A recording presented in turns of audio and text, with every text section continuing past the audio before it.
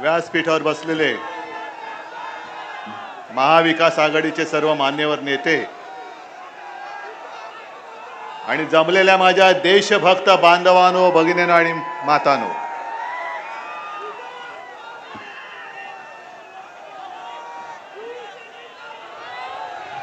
गेल्या महिन्यामध्ये मी बुलढाण्यामध्ये येऊन गेलेलो आहे.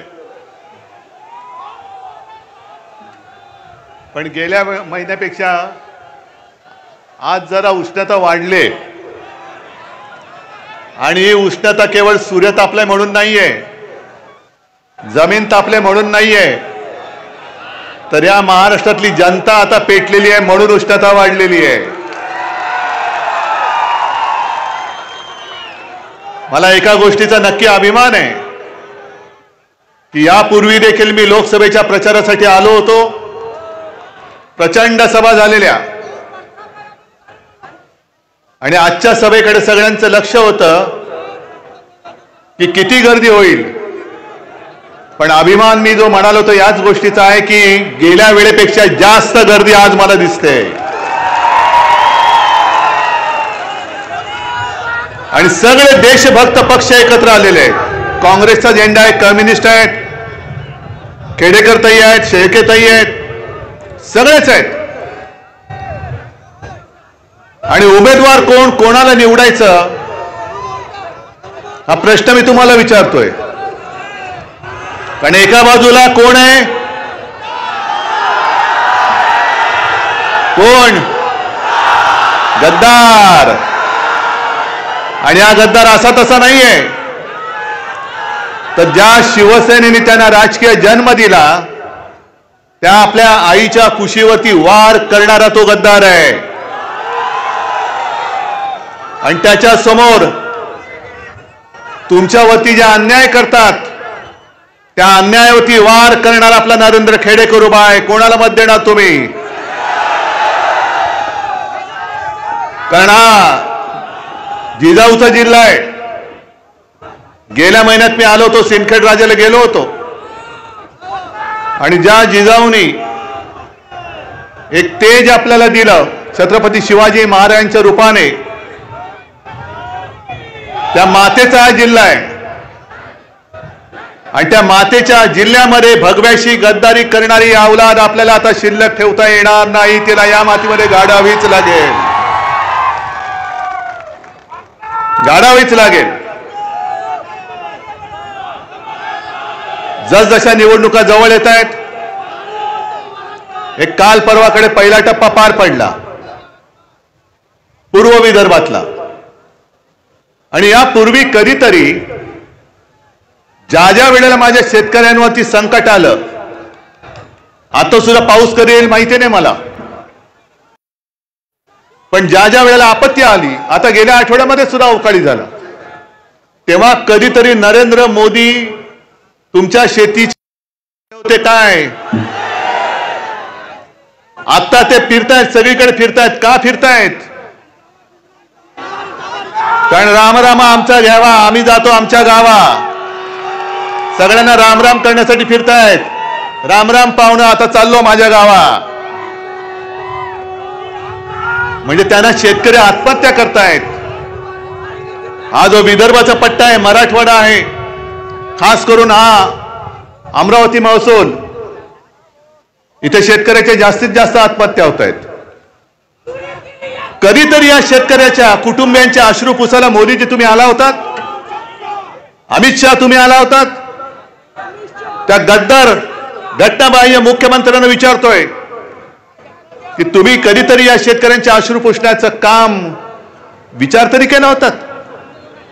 अरे आम्हाला फक्त 2.5 वर्ष मिळाली होती महाविकास आघाडी म्हणून, पण त्या 2.5 वर्षामध्ये सुरुवात करतानाच मी मुख्यमंत्री होतो, कोणी मागितलं नव्हतं. पण 2.5 वर्षामध्ये 2 लाखापर्यंत पीक कर्ज आपल्या सरकारने तुम्हाला मुक्त केलं होतं की नाही ते सांगा. आणि दर सभेत विचारतो तोच प्रश्न मी खुलेआम विचारतो, माझ्याकडे लफवाछपी नाहीये. तुमच्यापैकी त्या कर्जमुक्तीचा लाभ मिळाला होता की नव्हता मला एकदा सांगा. होतं हो, नाही तर नाही. उघड. नैसर्गिक संकट आल्यानंतर महाविकास आघाडीच्या सरकारने तुम्हाला केलेली मदत तुम्हाला मिळत होती की नव्हती? सोयाबीनला भाव, कापसाला भाव मिळाला होता की नव्हता? नाही नसेल तर नाही सांगा. म्हणजे पहिले जे काय मिळत होता 2.5 वर्षात आणि आता किती मिळतोय? मग मोदींना विचारा की तुम्ही फिरताय वरच्यावर. म्हणजे मोदींना असं झालेलं की तुम्ही जगा किंवा मरा, पण मला पंतप्रधान करा. बाकी जनता मेली काय जगली काय माझं काही जात नाही. पण तुम्हाला मी 2075 साली तुमचं उत्पन्न मी चौपट करेन. किती साली? 2075, 2047. अहो आजची रात्र खाऊ काय ते सांगा मला. आजच्या रात्री मी काय खायचं? तुम्ही 2047 दाखवता आहात. जरा थांबा रे, जरा थांब ना. मला भाषण करायला बोलवलं तर मला बोलू दे ना. 2047 साल तुम्ही आम्हाला दाखवताय. पण तुम्ही सगळेजण हुशार आहात. कारण जे फोन तुम्हाला सुद्धा येत असेल, भाजपा कार्यालयातून बोलतोय, येत आहेत ना? मग तुम्ही मला सांगा, तुम्हाला नमो सन्मान योजनेतले पैसे मिळाले की नाही? अरे नाही तर फोनवाला म्हणतोय हो मिळाले. पण त्याच्या पुढचं असं आहे की तुमच्यासारख्याच काही कोटी लोकांना याचा लाभ मिळालाय. मग तुम्ही भाजपला परत मतदान करणार का? हे मात्र तो फोनमध्ये सुद्धा बोलतोय नाही. आणि तो पुढे विचारतोय काय म्हणून करू मतदान? माझ्या सोयाबीनला जो भाव मिळत होता महाविकास आघाडीच्या काळात तो कमी झालेला आहे. कापसाचा भाव कमी झालेला आहे. माझं उत्पन्न तुम्ही दुप्पट करणार होतात. शेतमालाला दुप्पट उत्पन्न तुम्हाला देणार होते, ते उत्पन्न दुप्पट नाही झालेलं.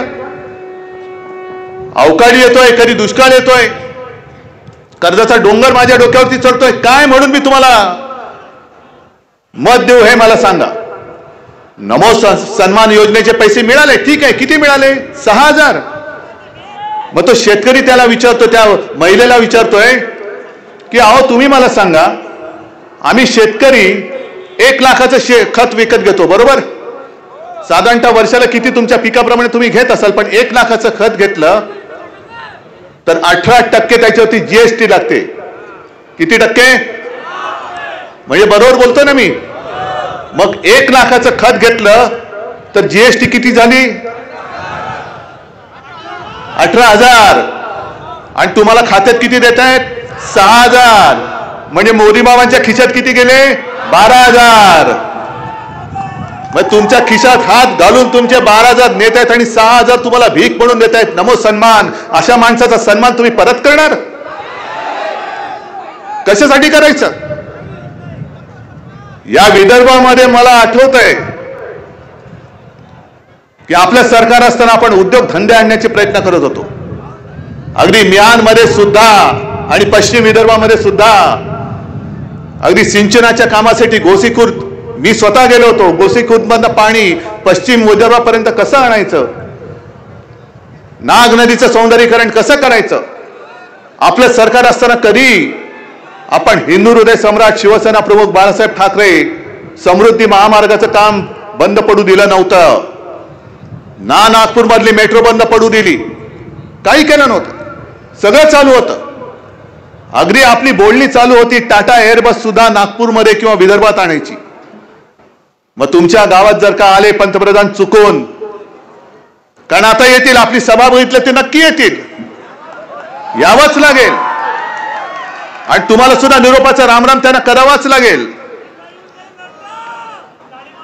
पण विदर्भामध्ये 10 वर्ष मोदीजी तुम्ही देशाचे पंतप्रधान आहात.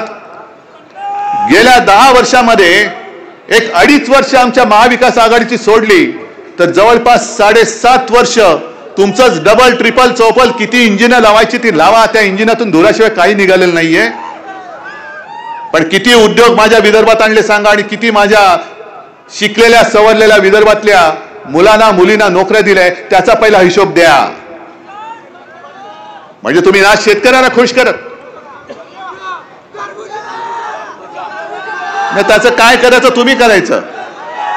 कारण मी काय बोललो तर लगेच अंगाचा तिळपा पडतो. पण आता करू काय? पण तुम्ही शेतकऱ्यांना कधी त्यांचं शेतीमालाचं किंवा शेतकऱ्याचं जे काय उत्पन्न आहे 2014 साली कोणी वचन दिलं होतं शेतकऱ्याचं उत्पन्न आम्ही दुप्पट करू? पीक विमा तुम्हाला मिळतोय? मग पीक विमा मिळत नाही. जे 18,000 खातायत त्यातले 6,000 तुम्हाला देऊन 12,000 पुन्हा वरच्यावर खातायत. शेतमालाला भाव देत नाहीत. कधीतरी निर्यात बंदी, कधीतरी जेव्हा गरज नसते तेव्हा निर्यात आयात काय वाटेल ते करतायत आणि शेतकऱ्याची वाट लावून टाकतायत.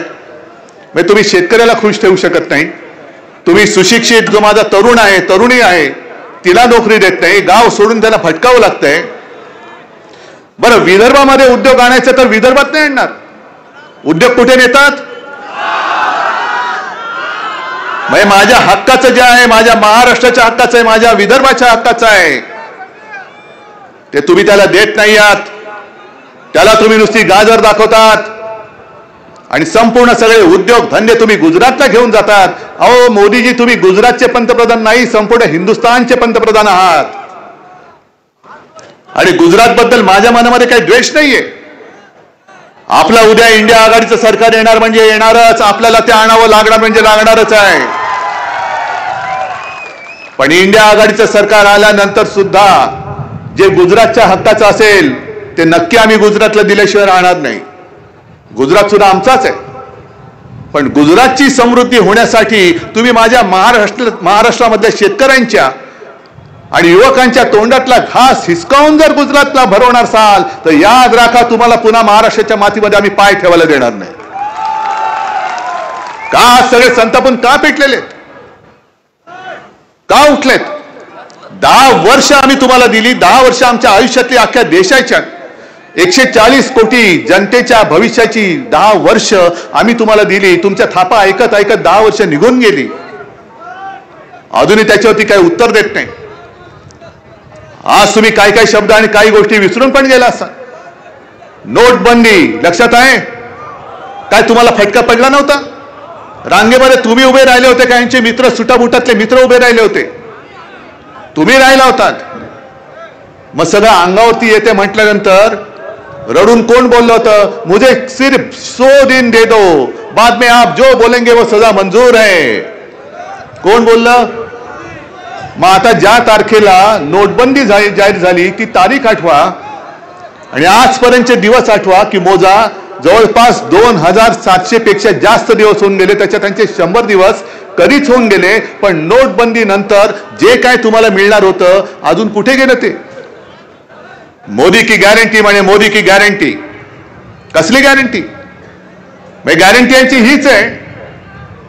मी मागे सुद्धा सभेत बोललो, यांची माणसं सगळीकडे फिरतात. म्हणजे भाजपचं आता काय झालंय मुकुलजी, व्हॅक्युम क्लीनर झालेलं आहे. व्हॅक्युम क्लीनर तुम्हाला शेतकरी दादा तुम्हाला नाही कळणार, शहरी भागामध्ये असतो. म्हणजे तो असा एक दांडा असतो, पाईप. मग टेबलाखाली, खुर्चीखाली, कुठल्या फटीमध्ये काय धूळ असली का ते दांडकं घालायचं, मग ती धूळ सगळी खेचून त्या मशीनमध्ये येते. त्याला म्हणतात व्हॅक्युम क्लीनर. मग तशी यांची भाजपची माणसं फिरतात आणि कुठल्या कुठल्या पक्षामध्ये कोण कोण भ्रष्टाचारी आहेत ते शोधतात. मग लावतात त्यांचं व्हॅक्युम क्लीनर, भ्रष्टाचाराला आत घेतात, धुवून टाकतात. अब तुमको कुछ नहीं होगा, ये मेरी गॅरंटी आहे, मोदी की गॅरंटी आहे. मग मोदीजी, मला तुम्हाला विचारायचंय की तुमच्यावरती ही पाळी का आली?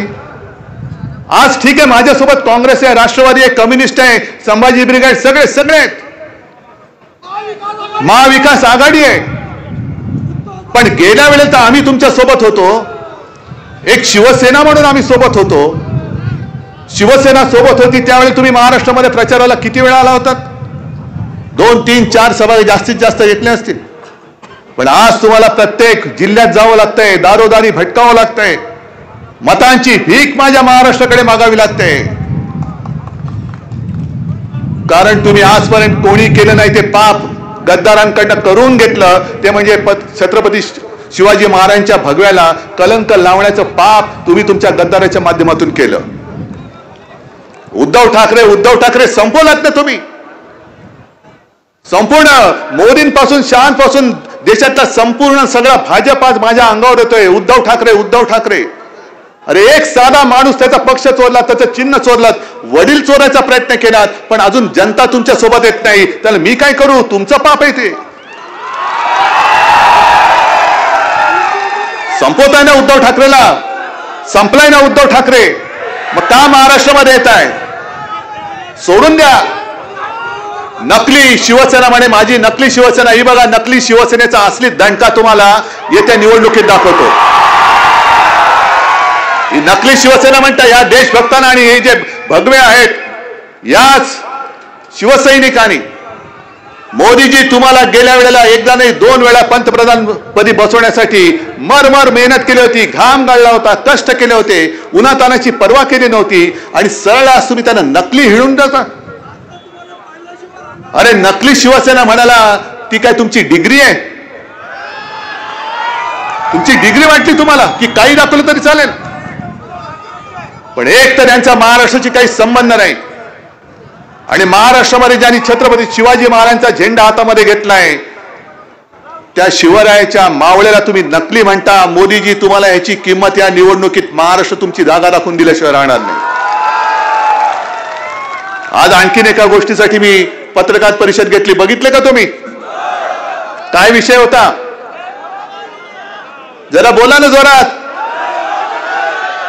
जोरात द्या घोषणा, जोरात. बरोबर ना? हे भवानी माता आणि शिवाजी महाराज आपल्या हृदयातून कोणी काढू शकतं? अरे तुमच्या 700 पिढ्या उतरल्या तरी माझ्या महाराष्ट्राच्या हृदयामध्ये जे छत्रपती शिवाजी महाराज आणि भवानी माता बसलेली आहे तिला तुम्ही 700 पिढ्या उतरल्या तुमच्या तरी तुम्ही काढू शकणार नाही. हे जे गाणं आज तुम्हाला ऐकवलं मशालीचं गाणं, मशाल गीत, काय आम्ही घोड मारले तुमचं? आम्ही बोलणार जय भवानी जय शिवाजी. मी आज सुद्धा बोलतो, उद्या सुद्धा बोलतोय. निवडणूक आयोगामध्ये हिंमत असेल तर माझ्यावरती कारवाई करून दाखवा. तुम्ही जय श्रीराम म्हणता, आम्ही सुद्धा जय श्रीराम म्हणतो. तुम्ही तिकडे कर्नाटकामध्ये बजरंग बली की जय बोलून मतदान करा म्हणता. अमित शहा तिकडे मध्य प्रदेशमध्ये तुम्ही जर का आमचं सरकार बनवलं तर तुम्हाला रामललाचं दर्शन मोफत देऊ म्हणता. आम्ही तसं बोललोय, पण आम्ही आमच्या भवानी मातेचा गजर केला, कारण भवानी माता आमच्या महाराष्ट्राचं कुलदैवत आहे, छत्रपतींचं कुलदैवत. ती भवानी माता, अरे तिला वंदन केल्याशिवाय आणि तिला वंदन करूनच छत्रपती शिवाजी महाराजांनी हिंदवी स्वराज्याची स्थापना केली होती. ती माझी भवानी माता, तिचे आशीर्वाद हे माझ्या जनतेच्या रूपाने माझ्या समोर बसलेले आहेत. पण तुम्ही वेडेवाकडे काही कायदे कराल. एक तर तुम्ही म्हणजे निवडणूक आयोग, तुम्ही माझं नाव, शिवसेनेचं नाव गद्दारांना दिलं, माझं चिन्ह त्यांना दिलं. सर्वोच्च न्यायालयामध्ये खटला आम्ही दाखल केला, आम्ही लढतो आहोत आणि मला खात्री आहे की लोकशाही अजूनही जिवंत आहे आणि ती जिवंत ठेवायला माझे मर्द सैनिक सगळे बसलेले महाविकास आघाडीचे हे कार्यक्षम आहेत. आपण जे लढतो आहोत ते त्याच्यासाठी लढतो आहोत. हे 50 खोके तुम्ही जे ओळखताय ना, याचं खोकेबाज सरकार हे तुमच्यावरती राजवट करते, तुम्हाला चालतंय? मग तुमच्या मताला किंमत काय? जर खोके देऊन जर मी गद्दार घेऊन सरकार स्थापन करणार असेल तर मी निवडणूक लढवत नाही. येऊ दे किती लोक, मी काय खोके फेकतो आणि गद्दाराने विकत घेऊन मी होतो ना पंतप्रधान. ही जी काय वृत्ती यांनी आणलेली आहे भाजपाने, एक तर जे त्यांच्याशी लढतायत, देशासाठी लढतायत, त्यांना बदनाम करून टाकायचं, कुटुंबाची बदनामी करायची, वेडेवाकडे आरोप करायचे आणि एक तर भाजपामध्ये या नाही तर तुरुंगात जा. काही नेबलेट लोक गेली. जसं गोकुलजी तुम्हाला माहिती असेल, जागा वाटपाच्या चर्चेला तुमच्यासोबत तुमचे नेते बसायचे. कोण? म्हणजे मला खरंच कीव येते आता. भारतीय जनता पक्षाची, ज्याला मी भाडकाऊ जनता पक्ष म्हणतो किंवा भेकड जनता पार्टी म्हणतो, त्यांची मला आता कीव येते. अरे तुमच्यासोबत आम्ही होतो, आता तुमचं काय झालंय की सगळं बदनाम. म्हणजे मी मागे सांगितलं ना की त्यांची माणसं फिरतात मग एकेकाने घेऊन जातात. मग त्यांचं एक मंडळ बसतं, हा माणूस आणलाय, किती कोटीचा घोटाळा केलाय, याने 5 कोटीचा केलाय, चल रे त्याला कोणतरी फालतू रस्त्यावरची लोक घेऊन जा. याने किती केलेला आहे, याने 100 कोटीचा केलेला आहे, ठीक आहे जरा बाजूला घे. याने किती कोटीचा केलाय, 500 कोटीचा केलेला आहे, हा जरा या बाजूला घे. याने कितीचा केलाय, 70,000 कोटी. अरे ये तुला मांडीवर घेतो. म्हणजे जेवढा घोटाळा मोठा तेवढा मान मोठा. बरं 70,000 कोटीचा घोटाळा कोणी केला, मोदी. आणि ज्यांनी घोटाळा केला 70,000 कोटीचा, त्याच्या हातामध्ये महाराष्ट्राच्या तिजोरीच्या चाव्या कोणी दिल्या, मग लुटतय कोण, मग लुटालूट तुम्ही करायची, वाटा मला द्यायचा, पण लुटण्याचा डाग हा तुमच्या कपड्यावर पडेल, माझ्या कपड्यावर पडणार नाही. मैं ना खाता हूं, ना खाऊंगा, ना खाने दूंगा, लेकिन तेरे हाथ से. हे असं आहे. नाही टरबुजाचा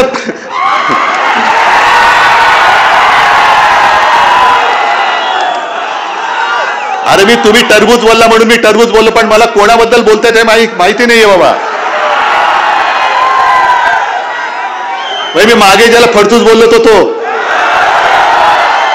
मी कलंक बोललो होतो ना, काल पण काहीतरी बोललो तोच का. अरे एवढं माहिती तर मी कशाला बोलू, तुम्हीच बघा ना त्याचं काय ते. ही सगळी वृत्ती जी आहे ना, यांच्या बरोबर त्यांचं जे काय म्हणतायत, ही नीती ही देशाला खड्ड्यात घालणारी नीती आहे. ठीक आहे, या निवडणुकीमध्ये धार्मिक प्रचार आम्ही करत नाही, पण तुम्ही जे काही करता आहात ते देशाला खड्ड्यात घालणार आहे. मी गाडीतून उतरताना एक वक्ता कोण बोलवते ते, मुकुलजी तुम्ही पण बोललात, अरविंद केजरीवालला अटक केली, हेमंत सोरेनना अटक केली. मग तुमच्याकडे जे आले होते आमच्या पलीकडच्या ज्या खासदार ताई, त्यांच्यावरची चौकशी का थांबली, त्यांच्यावरची चौकशी का थांबली.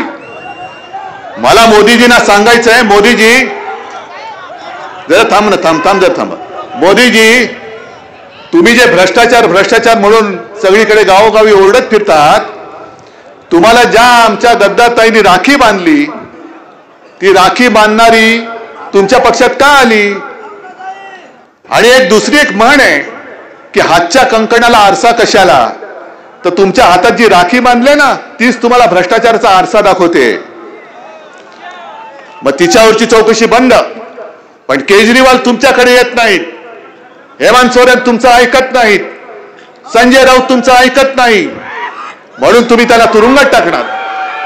तुमच्याकडे आल्यानंतर सगळ्यांना सगळं काय ते दिवाळीत लावताना उठणं बिटणं घालून, स्वतः दुधाची आंघोळ घालून आपल्या बाजूला बसवायचं. म्हणजे आणखीन एक त्या पलीकडच्या विदर्भातले तुम्हाला माहिती असेल, प्रफुल्ल पटेल, माहिती, त्यांच्यावरती आरोप काय केले होते, मी स्वतः त्याला साक्ष आहे, माहिती असेल. प्रफुल्ल पटेल 2019च्या मुंबईच्या सभेत माहिती, स्वतः पंतप्रधान बोलले होते, त्यांच्यावरती आरोप काय केले होते, मी स्वतः त्याला साक्ष आहे. मिर्ची का व्यवहार करते असेल प्रफुल्ल पटेल, लोग मिर्ची से व्यवहार करते हैं. हा मिर्ची कोण, इक्बाल मिर्ची, जो दाऊदचा हस्ताक. म्हणजे इक्बाल मिर्ची व्यवहार केला, त्या प्रफुल्ल पटेलांवरती तुम्ही आरोप केले. पण तुमच्याकडे आल्यानंतर तुम्ही ज्या विमान खरेदीच्या घोटाळ्यावरनं आरोप केले होते त्याच्यात क्लीन चिट देऊन टाकली. आणि मिर्ची बरोबर व्यवहार केलेला प्रफुल्ल पटेल, तुम्ही ज्या जनतेसमोर त्याच्यावरती आरोप केले त्या जनतेसमोर तुम्ही त्याला गळ्याभर मिठी मारताय. पंतप्रधानजी, नेमका तुमचा खरा चेहरा कोणता तेच आम्हाला कळत नाहीये, खरंच कळत नाहीये. आणि हा सगळा कारभार जो मी काय तुम्हाला सांगतोय, अरे मी तर सांगतोय, तुम्ही भोगतात. तुम्ही शेतकरी किती आले तिकडे, सगळे शेतकरी आहात ना, मग तुम्ही जे काय मर मारताय, राबताय, अरे जमिनीमधनं कोंब फोडणारे तुम्ही मर्द सगळे सरकारला घाम नाही फोडू शकत. यांना काय वाटतंय, हे काय अजिंक्य आहेत, यांना कोणी हरू शकत नाही. असेल तुमच्याकडे ईडी असेल, इन्कम टॅक्स असेल, सीबीआय असेल, पण माझ्या या तमाम मतदारांकडे फक्त एक बोट आहे जे ईव्हीएम मध्ये बटन आमच्या मशालीचं दाबेल आणि तुम्हाला भस्म करून टाकेल एवढी ताकद तुम्ही तुमच्या ईडी इन्कम टॅक्स सीबीआयची करा, पण या एका बोटाची ताकद या वेळेला हुकुमशानं दाखवावी लागेल. हे जे काय बोंबाबोंब करतायत, मी संपूर्ण अभ्यास करतोय. राज्यामधून जो काय प्रतिसाद मिळतोय, इंडिया आघाडीला प्रतिसाद मिळतोय, तो पाहिल्यानंतर आज यांचे सर्वे काही येऊ द्या, पण आजच्या क्षणाला आपल्या देशामध्ये इंडिया आघाडी 300च्या पेक्षा जास्त जागा जिंकते हा माझा अंदाज आहे. आणि मला अभिमान आहे की त्या 300 मध्ये माझी बुलढाण्याची सुद्धा जागा आहे. फक्त एक तुम्हाला लक्षात ठेवावं लागेल की ही लढाई वाटते तेवढी सोपी नाहीये. हुकुमशहाला गाडायचंय, हुकुमशाला गाडायचंय, आणि म्हणून हुकुमशाहीच्या विरोधातलं एक सुद्धा मत फुटता कामा नये. शेतकऱ्याचे कैवारी आम्ही सुद्धा आहोत, मी कृतीतून दाखवलेलं आहे. आंदोलन हा एक भाग असतो. जेव्हा सत्ता नव्हती तेव्हा देखील शिवसेनेने आंदोलन केलं होतं. देता की जाता हे शेतकऱ्याच्या कर्जमुक्तीसाठी आंदोलन करणारी शिवसेनाच होती, आणि सरकार आल्यानंतर तुम्हाला कर्जमुक्त करणारी सुद्धा आपल्या महाविकास आघाडीचं सरकारच होतं. आणि मी ठरवलं होतं जर यांनी गद्दारी करून सरकार पाडलं नसतं तर 5 वर्ष पूर्ण होताना शेतकऱ्यांसाठी एक दुसरी काहीतरी चांगली मोठी योजना आणण्याचाही माझा विचार होता. कदाचित परत एकदा तुम्हाला कर्जमुक्तही मी केलं असतं, किंवा अशी काहीतरी एक ठोस योजना आणली असती की ती उगाच जाहीर करून तोंडाच्या वाफा दवडण्यापेक्षा मी तुम्हाला ते करून दाखवलं असतं. आणि म्हणून माझी तुम्हाला नम्र विनंती आहे की ही लढाई आता थेट लढाई झाली पाहिजे. हुकुमशाही विरुद्ध लोकशाही मध्ये अपक्ष वगैरे कोणी उभे राहतील त्यांना मत देऊन तुमचं मत वाया घालवू नका, कारण त्या संपूर्ण सरकारमध्ये एखादा माणूस कोणा त्याचं ऐकू शकत नाही. पण जेव्हा तुमचंच सरकार असेल, तुमचं ऐकणारं सरकार असेल, तेव्हा तुम्हाला आणखीन तिसऱ्याची गरज लागणार नाही. आणि मी तुम्हाला बांधील आहे. द्या मोदीजी, तुम्ही गॅरंटी द्या.